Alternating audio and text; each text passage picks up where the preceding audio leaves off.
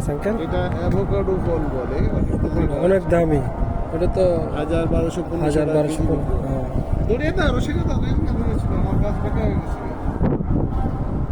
ও আল্লাহ, গাছটা খুব বড় হয়ে গেছে। আঙ্কেলের অনেক শখের বাগান। আহ